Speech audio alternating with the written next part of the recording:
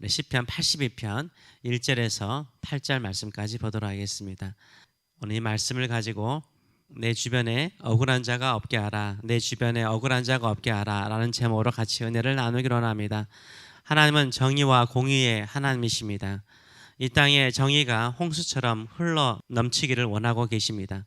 그래서 재판관들, 저지들을 세우셨습니다. 악인들을 징벌하기 위해서 재판관들을 세우셨습니다. 이 세상의 악을 통제하기 위해서 재판관을 세웠습니다. 이 땅에 가난한 자와 억눌린 자와 보호자가 없는 고아를 보호하고 지켜내기 위해서 재판관을 세웠습니다. 이 땅에 애통한 자가 없도록 재판관을 세웠습니다. 정의로운 세상을 이루는 것이 하나님의 뜻입니다. 1절을 보게 되면 신들의 모임이 나와 있습니다.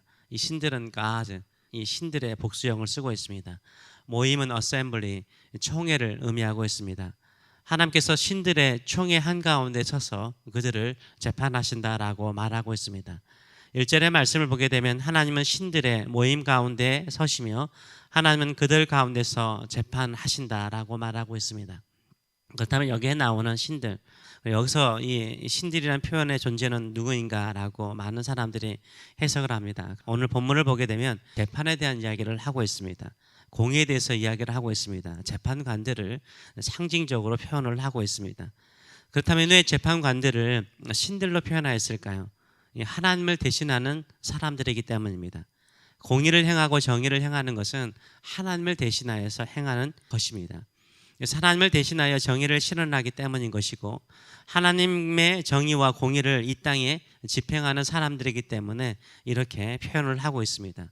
왜냐하면 재판은 신적인 권위가 있고 권세가 있기 때문인 것입니다.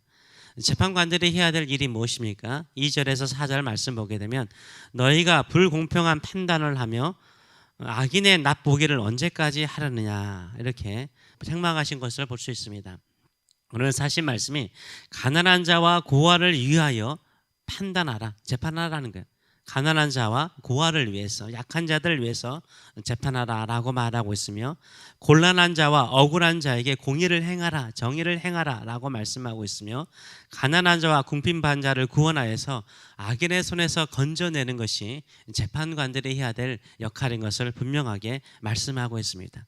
그런데 이 땅에 있는 수많은 재판관들이 어떻습니까? 불의를 행하고 있다는 거예요. 불공평한 재판을 책망하고 계십니다. 악인들의 뇌물을 받고 악인들의 편에 서서 판결한 것을 하나님께서 책망하고 계십니다. 제가 예레미야서를 계속 읽고 있는데 거기서도 이 남유다가 멸망한 이유가 뭡니까? 공의가 없는 거예요. 그 땅에 공의가 없는 거예요. 그 땅에 가난한 자와 억울한 자가 너무 많은 거예요. 하나님께서 그 땅을 쓸어버리시잖아요. 하나님께서는 이 땅에 공의와 정의가 행해지는 것이 원하고 계십니다. 지금도 불공평한 재판이 얼마나 많이 이루어지고 있습니까? 권력이나 돈에 의해서요, 악인의 편에 서서 불공평한 재판을 하는 경우가 많아지고 있습니다. 여기서 말하는 재판관은 판사뿐만 아니라 변호사라든가 검사들, 재판에 관련된 모든 일들을 하는 사람들을 포함하고 있습니다. 변호사뿐만 아니라 한때는 판사를 했던 사람들도요, 변호사가 되면 누구를 위해서 일합니까? 가난하고 억울한 자를 위해서 일하는 좋은 변호사들도 많습니다. 좋은 판사들도 많습니다. 그렇지 않은 경우가 참 많아요. 수임료가 낮으면요, 이런 거 안 하려고 그러죠. 대기업이나 큰 부자들을 위해서 일하는 변호사라든지 판사들도 많습니다.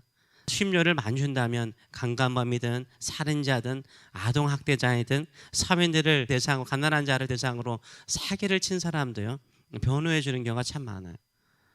이건 하나님이 원하지 않죠. 예나 지금이나 통하는 말이 있죠. 유전무죄, 무전유죄.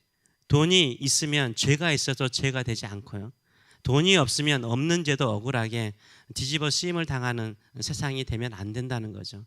이건 하나님께서 가장 슬퍼하시는 일입니다. 이 땅에서 억울한 사람이 없도록 하기를 원하십니다.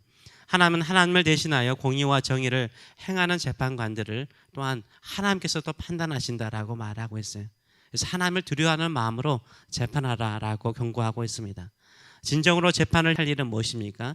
검사나 변호사라든가 법에 관련된 사람들이 해야 될 일은 무엇입니까? 가난한 자와 고아를 위해서 일을 하는 것입니다. 그들을 보호해야 됩니다. 억울하고 곤란 중에 있는 자들을 위해서 변호해 줘야 되는 것입니다. 힘없고 약한 자들은 악인들의 밥이죠. 이상하게 악인들은요, 힘 있는 사람보다는 힘없고 가난한 사람들을 이용해 먹어요. 약하고 가난한 자들을 보호해주는 재판관들이 이 땅에 많은 것이요, 하나님께서 기뻐하는 일이에요. 그래서 하나님과 같은 역할을 하는 것이죠.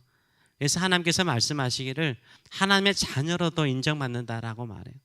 6절의 말씀 보게 되면 내가 말하기를 너희들은 신들이며, 내 일을 대신해서 하는 일이기 때문에 신들이며 다 지존자의 아들들이라라고 말을 해요. 하나님의 아들들과 같다라고 말하고 있는 거예요. 하나님은 고아와 과부의 하나님이세요. 억울한 자와 가난한 자의 하나님이세요. 이 땅에 억울한 자가 없는 것을 하나님께서 기뻐하세요. 그런데 우리는 이 땅에서 재판관이 아니죠. 또 그런 역할을 하는 위치라든가 자리에 없다라고 생각할 수 있습니다. 그렇다면 우리는 하나님의 지존자의 자녀답게, 하나님의 자녀답게 어떻게 살아야 될까요?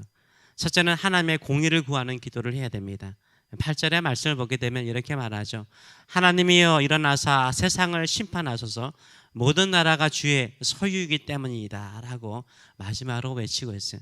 하나님이 재판하셔서 억울한 자가 없게 하시고 가난한 자가 없게 하시고 눌린 자가 없게 하여 주시옵소서, 이렇게 기도하도록 말하고 있습니다.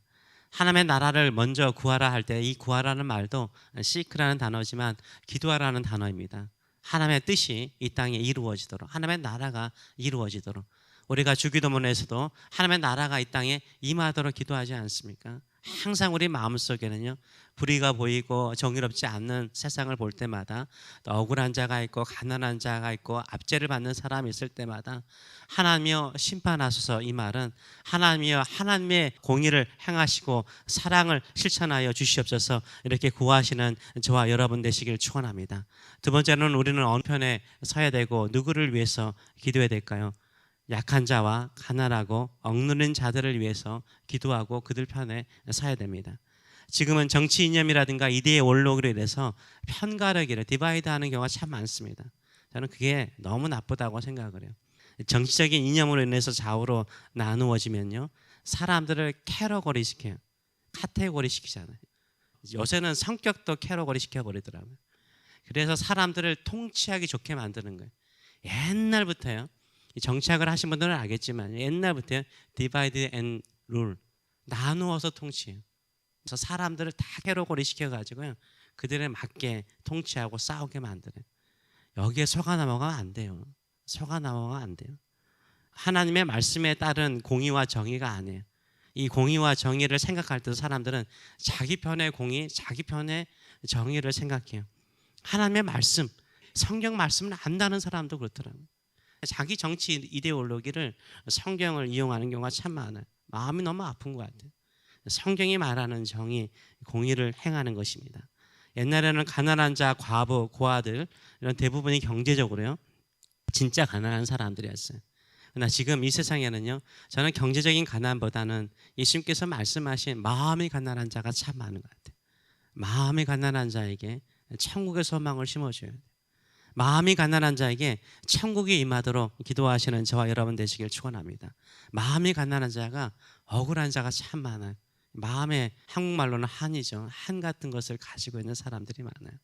이게 디바이드, 외모로 차별당하고, 인종으로 차별당하고, 나이로 차별당하고, 건강으로 차별당하고, 학벌로 차별당하고, 재산으로 차별당하는 이 세상 속에서 억울하고 마음이 가난한 사람들이 많습니다.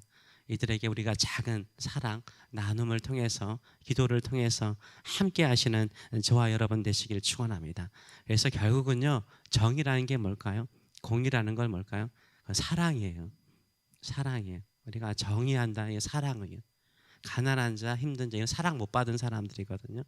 그들에게 사랑을 베푸는 것이 정의로운 삶인 줄 믿습니다. 그래서 하나님은 공의의 하나님, 또 사랑의 하나님이라는 것이 동전의 양면과 같은 것입니다. 사랑을 통해서 공의와 정의를 행하시는 저와 여러분 되시길 축원합니다. 기도하겠습니다. 살아계신 하나님 아버지, 우리는 얼마나 이 세상 속에서 비교를 당하는지, 또 차별을 당하는지, 또 무시를 당하는지, 마음이 가난한지 모릅니다. 이런 마음을 주님께서 가장 잘 아십니다.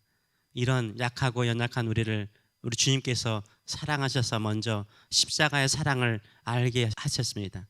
이 십자가의 사랑을 알고 일어나게 하신 거 진심으로 감사드립니다. 또 우리 주변에 있는 이렇게 쓰러진 자, 또 차별당하는 자, 마음이 가난한 자, 억울한 자들의 마음을 헤아리고 함께 하며 함께 일어나며 예수의 이름으로 일으켜 세우는 저희들의 삶들 될 수 있도록 축복하여 주시옵소서. 이 땅에 얼마나 억울한 자가 많은지 모릅니다. 가난하고